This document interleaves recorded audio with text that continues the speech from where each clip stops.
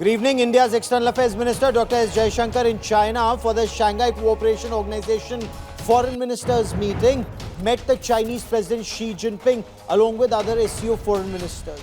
So Dr. Jaishankar took to social media platform X to write, "Called on President Xi Jinping this morning in Beijing along with my fellow SCO foreign ministers, conveyed the greetings of President Draupadi Murmu and Prime Minister Narendra Modi. Apprised President Xi of the recent developments of our bilateral ties. Value the guidance of our leaders in this regard." The big question is, are India-China ties being recalibrated? Is there a reset? And can India trust China? The Jaishankar-Xi Jinping handshake in China results in a political attack in India. सेना कह रही है कि हम पाकिस्तान और China से मिलकर लड़ रहे थे और विदेश मंत्री ये क्लेम कर रहे हैं कि सब चंगा नहीं है, आप ये लल्लो चप्पो बंद कर दीजिए चीन की. Spotlight on China-Pakistan nexus during Operation Sindoor. He would rather use the neighbor to cause pain than getting involved in the mud-slinging match on the northern borders. Are India-China ties being reset post-2020 Ladakh standoff?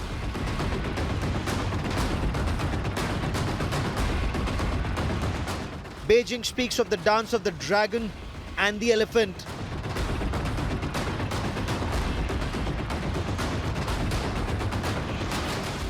India-China ties being reset. Can Delhi trust backstabbing Beijing? That's our top focus on India First. India's External Affairs Minister Dr. S Jaishankar is in China. He met the Chinese President Xi Jinping in Beijing as part of the Shanghai Cooperation Organization's foreign ministers meet. The Chinese media has called it resumption of high-level diplomacy, signaling a fresh restart in ties after the meeting of Prime Minister Narendra Modi and the Chinese President Xi Jinping in Kazan in Russia in 2024. While Chinese Foreign Minister Wang Yi spoke of building mutual trust instead of suspicion and pursue cooperation instead of rivalry, on the ground, troops remain deployed along the line of actual control, whether it's in Ladakh all the way to Arunachal Pradesh. Also keep in mind, China has stopped supply of rare earth minerals and material and fertilizers, and Chinese support to Pakistan during Operation Sindoor showed evidence of Chinese hostility towards India. So is there actually a reset or a recalibration of India-China ties? We bring you more in this report.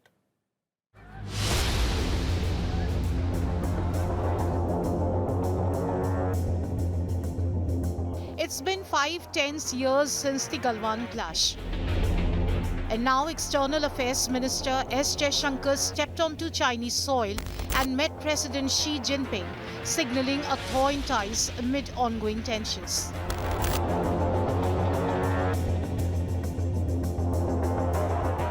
However, Jaishankar wasn't there to just exchange pleasantries.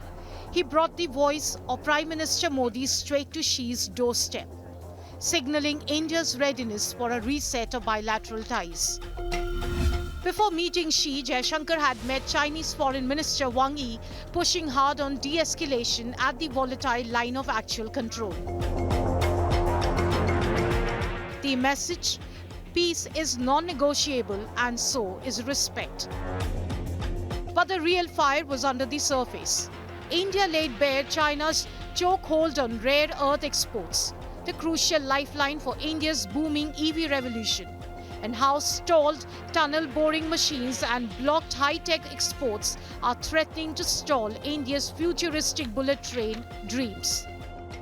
Jaishankar's message was clear and sharp: break down these trade barriers, lift the roadblocks, and let cooperation bloom for the sake of billions on both sides.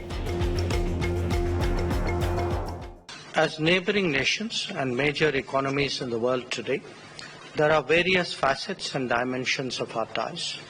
Measures towards normalizing our people-to-people exchanges can certainly foster mutually beneficial cooperation, It is also essential in this context that restrictive trade measures and roadblocks are avoided.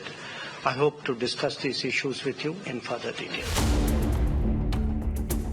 India's tough talk underlines the fact that it will no longer accept the dragon's attempts to cow down its neighbors. A stance recently exemplified by its public support to the Dalai Lama's succession announcement, as well as Arunachal Chief Minister's bold statement that India shares its borders with Tibet and not China. As Prime Minister Modi's visit to China looms this September, both sides appear to be cautiously navigating a path forward. Will it be a new dawn or another round of shadows? Only time will tell. Bureau Report, India Today. So will this handshake in Beijing lead to a change of heart?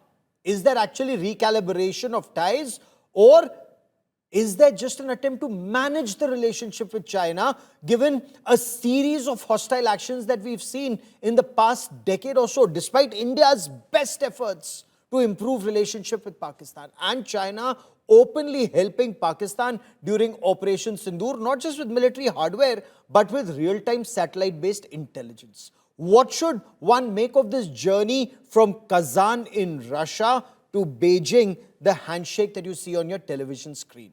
Joining me on this India First special broadcast is Lieutenant General Raj Shukla. He's former Army commander of the Army Training Command and a keen China watcher. Ambassador Veena Sikri, former top diplomat. Professor Brahma Chilani, one of India's foremost voices on strategic affairs, especially China. And Ainar Thanjan is senior fellow at the Tahe Institute and chairman of the Asia Narrative Subtrack. He joins us on the show. General Shukla, President Xi Jinping met all SCO foreign ministers. Is there more to this handshake than meets the eye, especially in the context of what the External Affairs Minister said? We've made good progress in the past 9 months for the normalization of bilateral relations. It's a result of the resolution of friction along the border and our ability to maintain peace and tranquility there. Your appreciation of the situation along the borders and the India-China ties as they stand today? Well, all I'll say, Gaurav, is that the realities of our strategic neighborhood are what they are. I mean, the challenges are pretty grim. There is nothing to, hide so far as that is concerned. What I would emphasize is that, India has to plot its rise amidst competition, cooperation, confrontations and conflicts. I mean, that is the reality. Sindoor was just the beginning. So I would say, I would endorse any steps taken towards diplomatic engagement. Mr. Jaishankar's meeting with the foreign minister, his exchange with the president, all that is welcome, as long as we remain watchful about what is happening along the LAC, about larger deterrence. And what we should really focus on is the growing power imbalance with China. So I would say diplomacy is welcome, but we should be watchful. So resumption of the Kailash Mansarovar Yatra is good news. A disengagement from friction points is good news, but we have to sort out the de-escalation piece.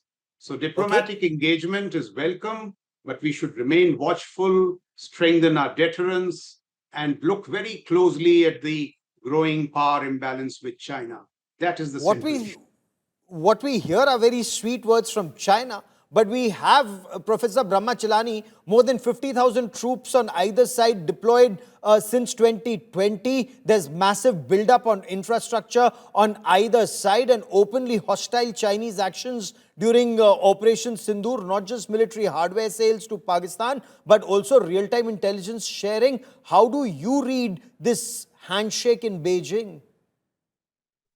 This handshake in Beijing was not a handshake just with the Indian foreign minister. All the SCO member states' foreign ministers were received by President Xi Jinping. So we should not overemphasize the Jaishankar-Xi Jinping handshake. He went as part of that delegation of all foreign ministers. Every foreign minister was received by President Xi Jinping. But what we are seeing is not a reset of the India-China relationship. What we're seeing is China's stepped up containment of India. We shouldn't miss the bigger picture. We shouldn't go by the usual platitudes that Beijing mouths whenever there is a Indian official visiting Beijing or a Chinese official visits India. The same platitudes are repeated by Beijing. Nothing new has emerged. As we all know that de-escalation along the frontier remains elusive. We know that Prime Minister Modi, ever since he became the Prime Minister in 2014, he went out of his way to befriend China, to reset the relationship with China. He went out of his way to invite Xi Jinping to visit India as the first major foreign leader. And when Xi Jinping came to India in 2014, he brought with him a gift for Prime Minister Modi. This was a deep Chinese incursion into Ladakh. And a few months later, he went to Pakistan and he unveiled the China-Pakistan economic corridor. And we have seen a pattern being repeated despite Modi's overtures to China. 2017, Doklam, India disengages from the standoff point, and then weeks and months later, China occupies the entire Doklam. Then after 18 separate meetings between Modi and Xi Jinping, what happens in 2020? China stealthily encroaches on key Indian borderlands in eastern Ladakh. The question that we don't ask today, has China rolled back its encroachments in Ladakh? Or are they still sitting deep inside Indian territory? De-escalation is one issue, but we should not forget that Chinese land grabs, the fact that the status quo has been changed in eastern Ladakh to India's detriment, that issue should not be obscured. That is a fundamental issue, in the China-India equation today, and that issue will not go away. Let me also bring in Einar Tangen on the platitudes. Are these just platitudes that come from Chinese leadership?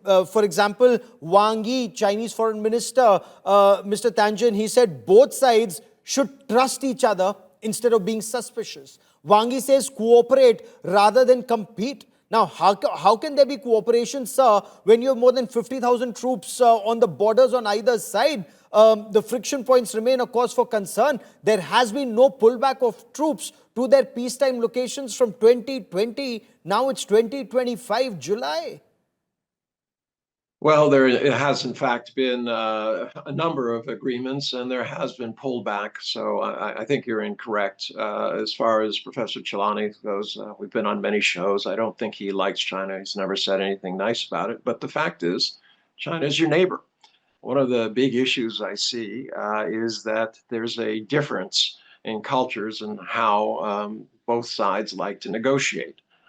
For instance, China likes to smile, have an extended hand, be very friendly at the front, but they're very, very tough in the clinches. They want to negotiate and then stab India in the back. Smile in the front and then stab us in the back. If you want to, I mean, if you want me to talk, fine. If you don't want me to talk, that's fine as well. I can just hang up. Okay, so let me finish. So from India's point of view, it's the negotiation posture. It's start out hard and, keep going at it. And unfortunately, these approaches don't always mesh very well. Both sides have things that they don't like. China doesn't like India backing the Dalai Lama and his claims that he can decide who is the next Dalai Lama. They don't like the statement that Anshul Pradesh governor said, well, we don't have a border with China, we have it with Tibet. And India doesn't like what happened in Pakistan. They don't like the corridor. There are lots of things, and it has broken out in conflicts. The issue no one has mentioned so far is, why is this happening? And it's, quite frankly, it's happening because Donald Trump is pressing tariffs on India, 30%. 25% on steel, 10% because India is a member of BRICS. He's insisting that India open up its agricultural markets. All this would be political suicide for India to take away the livelihoods of already desperate farmers. So now, India is doing what it has to try to pivot, to try to figure out, to get some leverage on Washington, go to the dragon to, kind of contain the eagle. Hopefully it breaks out in peace, that they can resolve something. But I do agree with Wang Yi. There has to be a de-escalation in these kind of tit-for-tat situations, and that includes China as well. I'll get Ambassador Veena Sikri to respond because she's heard you and she will respond to you with facts to counter a narrative that China tries to build, which is sadly not based on facts at all. And Mr. Tanchan, unlike China, India has free press and we call a spade a spade. Ambassador Sikri, what China has done is stabbing India in the back repeatedly, and I'm not going back to 1950s and 62 Hindi Chini bhai bhai. It's the same attitude. And Professor Brahmachalani spoke of Prime Minister Manmohan Singh, Prime Minister Narendra Modi reaching out to China. Even when Manmohan Singh was Prime Minister, when he would reach out to China, China would do exactly the same. Put troops on the border. So they talk sweetly, but then stab India in the back repeatedly, Ambassador Sikri. Yes, Gaurav, I agree with you. I think that India has absolutely no illusions about its relationship with China. I think we should be very clear on that fact. And I should say the second point that I'd like to make it very clear, that at the governmental level is one thing, we have no illusions at all. At the people level, the people of India has lost all their trust and faith in good relationship with China.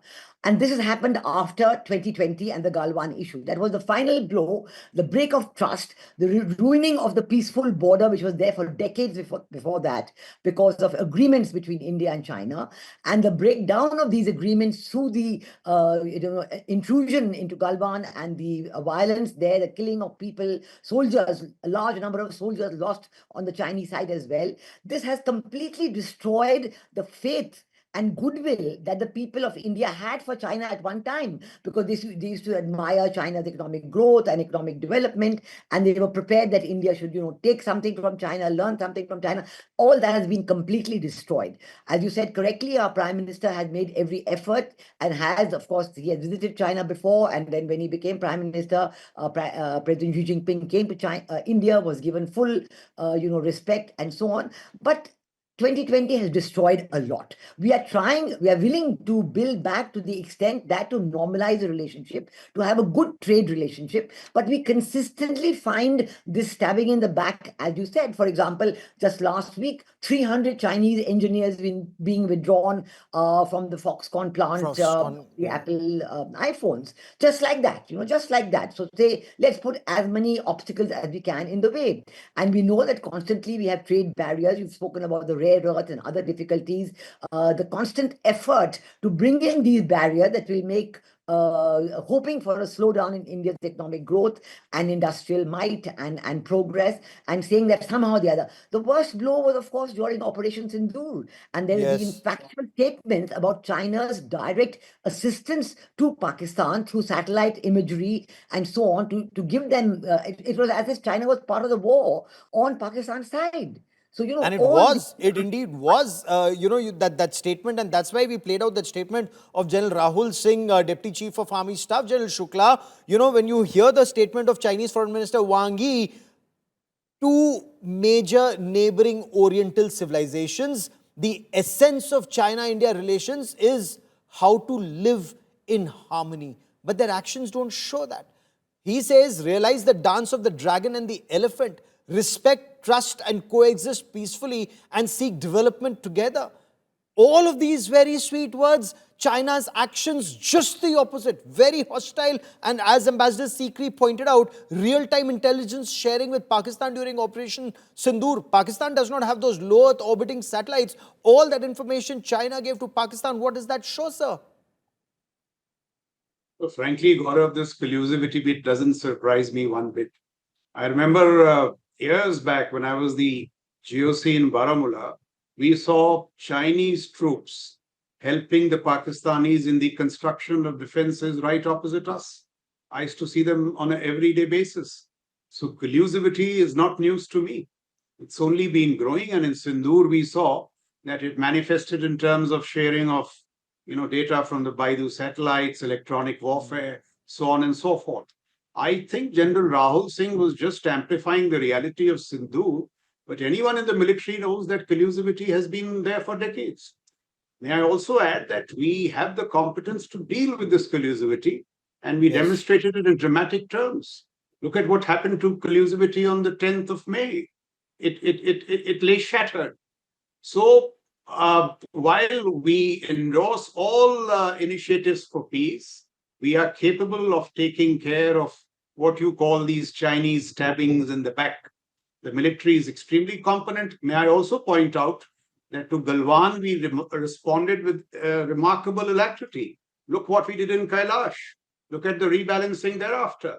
And nobody knows this better than the commander of the Western Theatre Command. Ask him. He will know from Galwan and thereafter, our responses have been measured, calibrated, but where required, sharp. So all I'm saying is that we are capable of dealing with Chinese shenanigans on ground, but we must continue to invest in deterrence in all these areas of space, EW, cyber, AD topology, and I can go on about that. So I'll reiterate, my basic principle is engage with the Chinese, trust but verify, and therefore concurrently invest in your deterrence, and we live in harmony. May I just, to these metaphors of Mr. Wangi, I have a theory of my own. And I'll just take 1 minute. I'm saying for the first time in history, the world's number 1 and 3 economies in PPP terms, China and India, are growing in close proximity without the Himalayas. They have been breached technologically. So the only way to keep the, geostrategic clash of trajectories peaceful is by investing in deterrence. And therefore, I'm a huge votary of deterrence. If we invest in deterrence, there will be peace. Otherwise, peace may not be guaranteed. China only respects strength. China does not respect, it may fool you with this sweet conversation. I have no doubt. Yeah, and before I bring in Professor Chilani, in our tangent, selling military hardware to a state sponsor of radical Islamist terror is one thing. But to give Pakistan Army real-time intelligence through satellite, isn't that indicative of direct participation of China in Operation Sindoor and goes completely against what Wangi preaches, peace and cooperation, when he does, or China does just the opposite? So China does not practice what it preaches, sir? Well, you have to remember what the facts are. The fact is that India was attacking Pakistan because they believed it was a state sponsor behind a terrorist attack. No proof has been offered of that. There's been lots of assurances. China and Pakistan both said, let's have an investigation. India says, we won't do that. We're going to attack. So when another nation is attacked, yes, other countries do not want to see this kind of unilateral action. There's no end game to this. You have to understand what are you going to do? Just say that India can attack any country if it believes it's somehow involved in terrorist activities? What if China started doing that? What if they said, well, India didn't commiserate over the 11 people who were hauled off a bus and other places and killed recently? I didn't hear any outcry about that. That was a terrorist attack. It was against Pakistanis, but there was no outcry. Terrorism is terrorism. Is Chinese worldview actually so myopic? Do you actually believe what you say? You seriously believe what you say? I'm an American. This is despite the fact that you have Chinese nationals who've been killed in Pakistan, and you still give cover fire to state sponsors of radical Islamist terror just because China may think that they will checkmate India, because that is clearly not happening, as you may have seen in Operation Sindoor. I'll tell you why, sir. I'll tell you why. Pakistan may be a victim of terror. I want to talk, but I want to have a conversation. I don't want you to talk down. I don't want you to talk down to India. At the same time, you have to take our points of view. Situation is kind of nonsense. You're not. Channel something else. Be yourself. The fact is, if you invite somebody on and you want them to talk and you have, basically four of you against me, I'm just trying to present an opinion and you try to make it personal. What's the point of it? The point is, you should also go back with the Indian perspective, unless you don't want it, the Indian perspective. Oh, you think No, being I stabbed in hear the the back is interesting nonsense? perspective, I'm sorry, but you don't Professor want to hear Brahmachalani. any other perspective. Well, I'm you hearing a are perspective. very. I'm hearing a No, you're perspective. not. I've heard your perspective. All you're At doing the same is time, you are unwilling to hear another perspective unless you're very I'm insecure. unwilling And to I don't hear mean your you, little I mean China as a country, Professor non-observation. Chilani.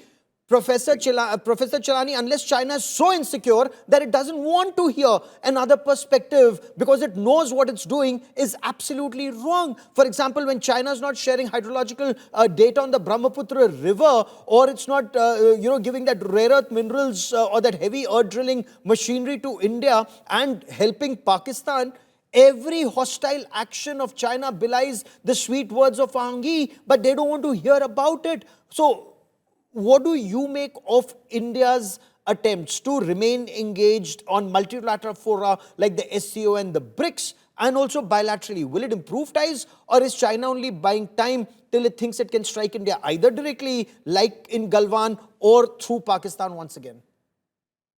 India has been making sincere efforts for long under successive governments to improve relations with Beijing, in the belief that the world's two largest countries in terms of populations should be at peace with each other. They should have a normal relationship with each other. So India has made sustained efforts to have normal, peaceful relations with Beijing. But we know what China has done in return. It has every now and then sprung a surprise. It has stabbed India in the back. It has not reciprocated India's overtures. But about the discussion that we are having today, Gaurav, let me be frank. When you invite somebody like Mr. Tangent, who's a Chinese Communist Party mouthpiece, and then you put some of us who are independent scholars or analysts, whether they are, like Ambassador Sikri or the general that you have, or myself, we are independent-minded people. We are not mouthpieces of our government. And when you have a discussion where you have one CCP mouthpiece, that really is, it doesn't create the room for open debate, because you just heard what Mr. Tangent has to say. He talks down even at you. So I think in future, if you have a discussion, and I clearly didn't permit that. If you notice, we don't. No, you permit did. that. I'm glad you did. You did intervene, but it puts us. It puts me, for example, in a very odd position. I normally don't want to be in a discussion with the mouthpiece of the Chinese Communist Party, and I think this is embarrassing for me. And I wouldn't like to be in the same situation again. Absolutely. Point taken, sir. Though I want Indians, those who still believe, and there are many who, believe in that Hindi Chini, bhai bhai kind of narrative, and they say, we're two ancient civilizations and we shouldn't let America get us to fight. And I just want them to know the truth about these people. And that is why when people said, why do we bring Pakistani guests? I want them to know the real face of the Pakistanis. Just scratch beneath the surface. They are raw. They are 50 shades of Hafiz Muhammad Saeed. That's my only effort, sir. So that, people realize the true face of these people. But your point taken entirely. Go and complete your point, sir. Gaurav, the real issue in the India-China relationship is that Tibet, despite having been annexed way back in 1951, Tibet remains a core issue in India-China relations. This is the reality that we should face up to. We can talk about the line of actual control. We can talk about many other things, but the core issue in India-China relationship is Tibet, and that's the reason why the Dalai Lama's succession is such a pivotal turning point. China has used Tibet over the years as a launch pad to encroach on Indian territories. This has happened since the 1950s. It used Tibet to invade India in 1962. It used Tibet more recently in 2020 to encroach on key borderlands of Ladakh. It's on the basis of its occupation of Tibet that China lays claims. Illegal occupation of Tibet. You're absolutely right. No, now China lays claims to Indian territories, not content with territory that is occupied on the basis of its occupation of Tibet. So Tibet is very much the source of Chinese expansionism and interference in India's internal affairs. So, Ambassador Sikri and then General Shukla, do you see a reset? Do you see India kind of one? You heard Pema Khandu, the Chief Minister of Arunachal Pradesh, emphatically stating India does not share a border with China. India's border is with Tibet. Kiran Rijiju, Parliamentary Affairs Minister and Minority Affairs Minister, being, be there with His Holiness the Dalai Lama. India's official stance, but is India gradually pushing back in your appreciation, Ambassador Sikri, and should we do that a little more? Absolutely. I think there is a pushback coming. Again, I would say the feeling of the people of Arunachal Pradesh is that the feeling of people who support and love the Dalai Lama is that India has said clearly that we do not respect, we will always allow the Dalai Lama the full freedom for religion and spiritual freedom. And that is what he's exercising. He has given up all temporal power, so there is no reason for that. But I'd like to say one more thing, that China has absolutely no business to talk about India, Pakistan, as Mr. Tangent just spoke, because they want India to recognize Chinese sovereignty over Tibet, but they will not respect India's sovereignty over Pakistan occupied Kashmir. And they have built a road, the China-Pakistan Economic Cooperation Corridor. That road is through POK. It's a direct affront on India's sovereignty. So when you talk about mutual respect and mutual sensitivity and mutual interest, they have to recognize that. So if they are not willing to recognize India, so they've taken Skardu, they've taken parts of POK, they get handed over to them by Pakistan. They walk through POK all the time, which we don't recognize. So how should we recognize their control over Tibet or their sovereignty over Tibet? We do not. It has to be mutual. And I think one of the important points called out by Prime Minister Modi in his speech at the BRICS summit and by Foreign Minister Jaishankar in his speech in the SCO Foreign Minister, that we do not want double standards. We do not want double standards on terrorism. On terrorism, yes. We want completely unity of standards, and we will not accept double standards. And in fact, Jaishankar in his Jaishankar in his speech also spoke about the fact that the Security Council resolution on after Pahalgam attack on tourists, with Pakistan being a member, he didn't mention Pakistan by name, said clearly that those who have done this terrorist attack must be called out, must be called to order, apprehended, and there can be no double standards on this. So this is what we are fighting for, and we are going to continue this in every forum. So the value of forums like SCO and BRICS is very much to call out these situations and to get the support of the global south on these issues. So I think China has to recognize that they are the ones maintaining double standards, and we're going to continue. Look, and clearly,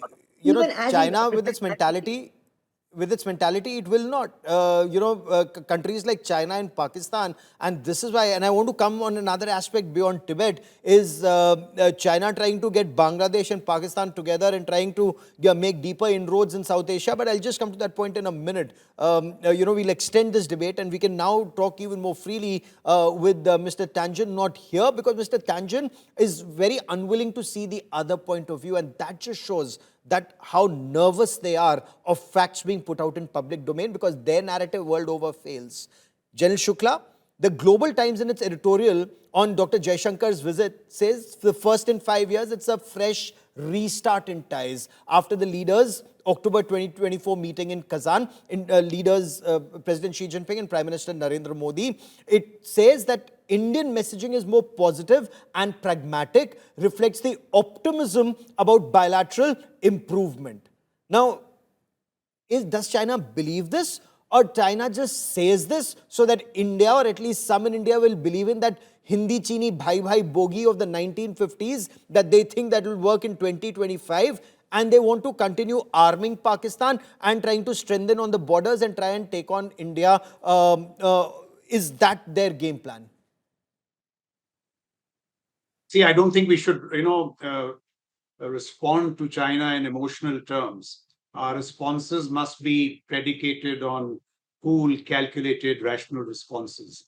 And here what really bothers me is one dimension of the Sino-Indian relationship, and that is the American factor. As I observe President Trump, I see that while he's willing to contest China in technological, economic terms, so, trade, tariffs, jobs, and chips and all that, he's less than willing to contest China in strategic military terms. which means that he's giving China great diplomatic, strategic, military space in Asia. That should worry us, which means that we will have to deal in case of any contingency with China on our own. And here, see what's happening. If you see the two recent conflicts, look at the new emerging security architecture. Iran, US, very tight embrace in military terms. Pakistan, China, very tight embrace in military terms. So where are these cutting edge technologies of space, CW, cyber, which are so important now, more important than platforms perhaps, going to come from? And here I see the only option seems to be the USA. So those agreements which were signed between Prime Minister Modi and President Trump in February, Trust, Asia, Indus X, we need to galvanize those and build capacities. So I'm just referring to how do we use the America factor in strengthening our deterrence with China. This is my view, and I would love to hear what Mr. Brahmachalani or Ambassador Sikri think. I think this is a very critical factor. Since you've raised a very important point, Professor Chalani, you want to weigh in? Well, we are living in a world in flux, and Trump represents the shift that we're seeing in the world, where countries are becoming more protectionist, they're becoming more insular, that this is no longer a rule-based world, but a world in which might makes right. This is clear that the coming world order is going to be much different from the order that we had in the past. And in this world in flux, India finds itself in a position that offers both opportunities, and also the situation comes with perils for India. The perils come largely from the regional context, because India is located in a very difficult neighborhood. Whenever I've been to Israel, the Israelis love to ask one question, and the question is India's neighborhood worse than Israel's, or is Israel's neighborhood worse than India's? Because this is something that that Israelis really are fixated on, as to whose neighborhood is the worst in the world. But certainly India's, whether you answer whether India's neighborhood is worse or Israel's neighborhood is worse, the fact is that India is located in a very troubled neighborhood, and that troubled neighborhood weighs down India. It weighs down India heavily, and looking ahead, this regional situation is not going to improve. So as a result, what India does is to build partnerships, strategic and economic partnerships with countries located far beyond its region. So all of India's key partnerships are with powers that are located far beyond its neighborhood. And I think that that reality only compounds India's foreign policy and strategic challenges. How reliable are some of those partners, especially United States under Donald Trump? To an extent, Joe Biden before him is again a big question. France seen as more reliable, Israel seen as reliable, Russia so far has been very reliable, but these questions, and I'd get like Ambassador Sikri to weigh in. But isn't India in a tougher situation than even Israel? You have a nuclear-armed state sponsor of radical Islamist terror on one side, and an expansionist, belligerent China on the other, and a budding terrorist nation, Bangladesh. And you've been our ambassador there. How do you view that terror on so many fronts? Situation along Myanmar. How do you view all of these, madam? Yeah, I think we have to recognize that India is in a very turbulent neighborhood, but we have to also recognize that part of this turbulence is created by others who don't want to see India's rise and who are constantly trying. We saw what happened in Bangladesh last year, and it was the Biden deep state who played a very active role in that. We know that China, as you said, is, getting Pakistan and Bangladesh together and thinking they'll get back to the old days, pre-1971 days, where you can mount a pincer attack on India. So India has to negotiate all these, and we've chosen the role of strategic autonomy, of multi-alignment. We're very calm and cool about it. We don't get disturbed or, get erratic about it. And we prepare prepared to talk to everybody. That is the role of strategic autonomy. Whether it is Russia, whether it is America, whether it is China, we're prepared to talk to them. But we don't give up on our own interests. And we are not scared to call out double standards. I think this growing strength of India is something that we have to know that it has served other people, but we have to continue to grow. I agree fully that strategic deterrence is very important, and unless we can modernize our hard power, get the latest technology, but we did show very effectively during Operation Sindoor that our own indigenous made in India technology is working very well. So it gives us a great boost to strengthen that and also to get the necessary technology from other areas where we are. So I think our foreign policy is in a very strong position, but we are aware of the challenges. It's not that we're not aware. We're not talking to anybody, including China, without being aware of the challenges, but we are prepared to do that. I mean, if the Kailash Mansarovar Yatra has started, it's a good thing, and we're prepared to say it's a good thing, but it doesn't hide any of the other problems that are there and which we are willing to talk about. Similarly, with USA, we know that President Donald Trump met Asim Munir in his own office, White and what House, has happened to us. But we also know that, yes, I quite agree that American technology is something we need. There are excellent initiatives in America, like the ICT initiative and other initiatives we have to build upon.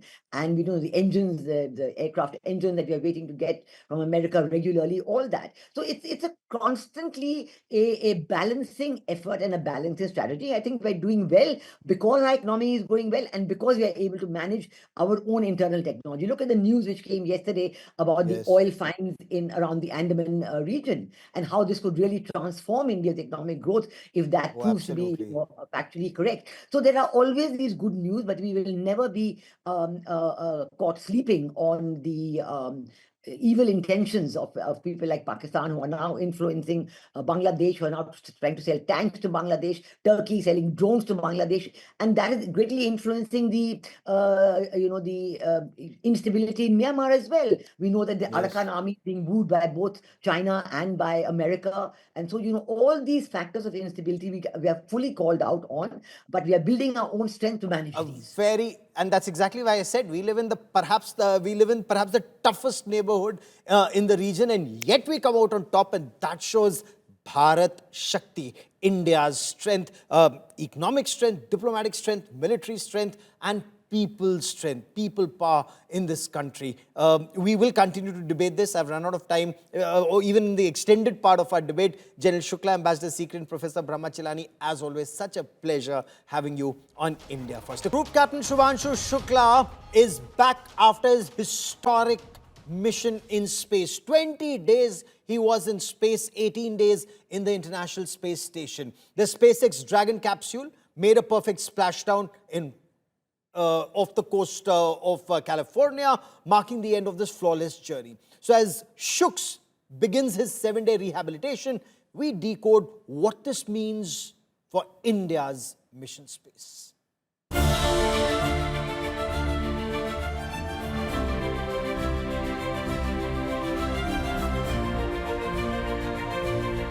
History has just been written in the stars, and its ink is the spirit of India. In a moment that gripped a billion hearts, Group Captain Shubhanshu Shukla, India's first astronaut aboard the International Space Station, took his first steps back on Earth. At exactly 3:01 p.m. Indian Standard Time, the SpaceX Dragon capsule pierced through Earth's atmosphere, blazing a fiery trail of glory before splashing down off the California coast near San Diego.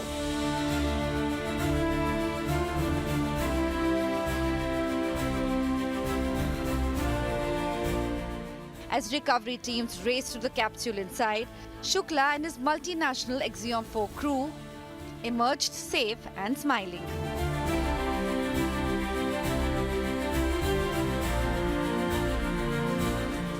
Back in Lucknow, emotion overflowed. The Shuklas left overwhelmed with tears, prayers and pride. Shukla's family experienced a wave of pride, excitement and deep emotion as they waited and celebrated his return from space. The family closely followed every development, glued to live updates, offering prayers and preparing for his homecoming with both joy and reverence. भगवान से मन ही मन प्रार्थना कर रहे थे कि सुरक्षित लैंडिंग हो जाए, सुरक्षित लैंडिंग हो। हम लोग के भी रोंगटे खड़े हो जिस वक्त हम रिपोर्ट कर रहे थे। आप ही बताइए कि कितनी बड़ी प्रेरणा शुभांशु बन गए हैं। प्रेरणा तो बन ही गए सबके, पूरे संसार के लिए, दुनिया के लिए, भारत के लिए, सबके लिए। डर था हल्का सा भी? नहीं, अब कोई डर नहीं है। His father, Shambhu Dayal Shukla, spoke of overflowing pride. ठीक ठाक रहा, सब बढ़िया रहा, बहुत अच्छा रहा और लैंडिंग अच्छी तरह हो गई। ये बहुत खुशी की बात है हम लोगों के लिए और देशवासियों के लिए, सबकी जो है खुशी की बात है। बेटे से मिलना है जल्दी? बस बेटे से मिलना है, बेटे से। कब तक उम्मीद है? अब ये 15 दिन कभी। क्या कहेंगे बेटे से एक आखिरी सवाल में?